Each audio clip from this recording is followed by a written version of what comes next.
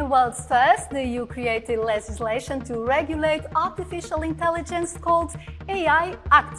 But it now seems to be moving away from effective protection for those harmed by this technology by abandoning the AI Liability Directive. The withdrawal of the proposal to ensure justice for AI victims is the theme of this EU-decoded. The Artificial Intelligence Act came into force in the EU in August 2024. It defines 4 levels of risk for AI systems: unacceptable, high, limited, and minimal. 8 practices are prohibited as unacceptable based on personal behavior or characteristics.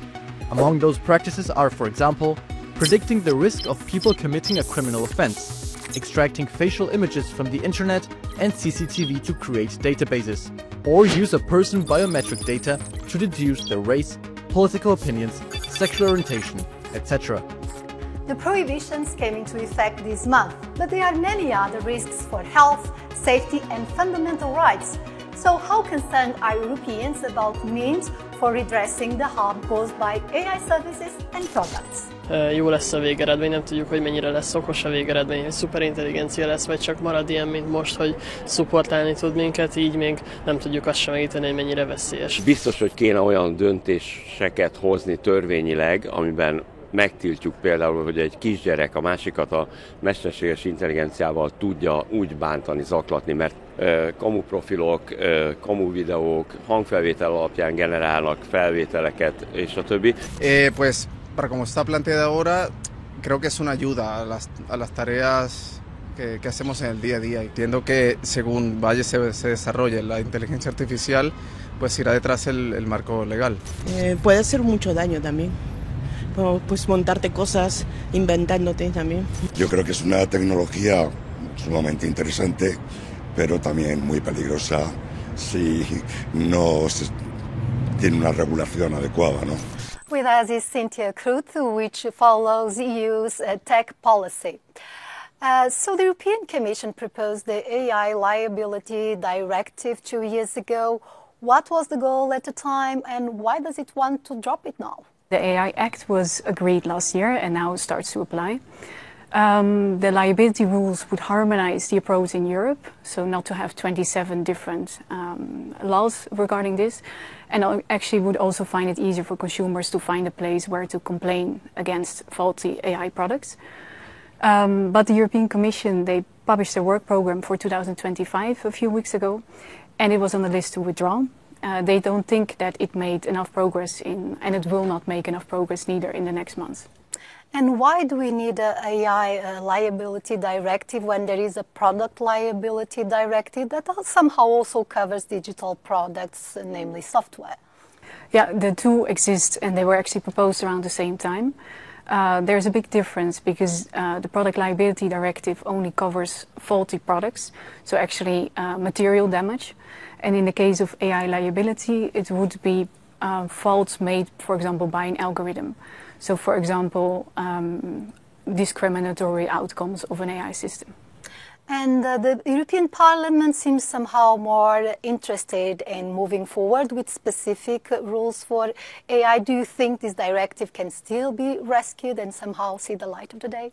The Commission is still open to discuss it with the European Parliament. The only thing is now that the Parliament itself is also divided.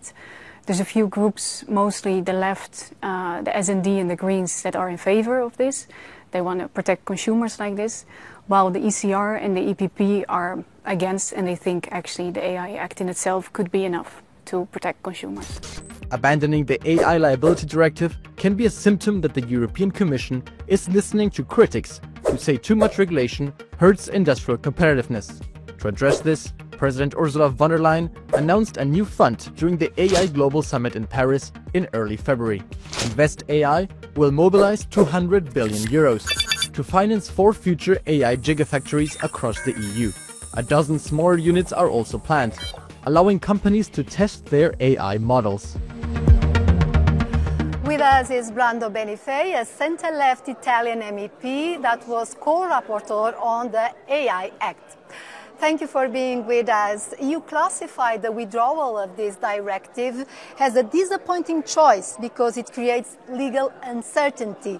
What are the risks at stake? Today, the product liability rules are difficult to apply in a proper way to protect consumers, citizens, workers, the vulnerable people, as well as small and medium-sized businesses when we deal with AI. So we wanted specific rules because having no rules for this means that the 27 member states will end up having different liability regimes. So we know this will be the outcome, and it would hinder our competitiveness. Well, the Commission said that the proposal was stalled, but it seems open to continuing discussing this matter.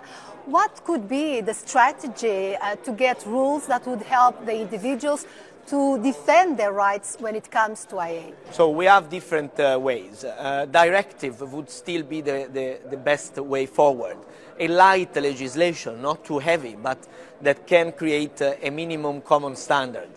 The alternative is to recommend certain rules to the member states, but that's a weaker way because it leaves more space for governments to just not do anything and ignore the indication. The other way could be to modify directly the product liability legislation, which is also, for various reasons, a bit of a cumbersome approach. So the President of the European Commission has said, and I quote, AI should be a force for good and growth. Do you think regulation is somehow affecting the competitiveness of the EU when compared to China and the US? I think our competitiveness in Europe is hindered by various factors. We have less access to capital for investment in the digital area. We need more infrastructure for computing. And then we have the issue of having streamlined and clear rules. But we cannot renounce to protecting our citizens, our businesses, our public institutions, our democracy from the risks of discrimination, of disinformation, of damage by misuse of AI. The AI Act will be fully applicable by 2027, but the EU also doesn't want to lose the innovation race. For example, the bloc will have to find a solution for the recent US restrictions to the export of AI chips. So, can the Union find a balance between the desire to be an AI powerhouse while still protecting the rights of its citizens?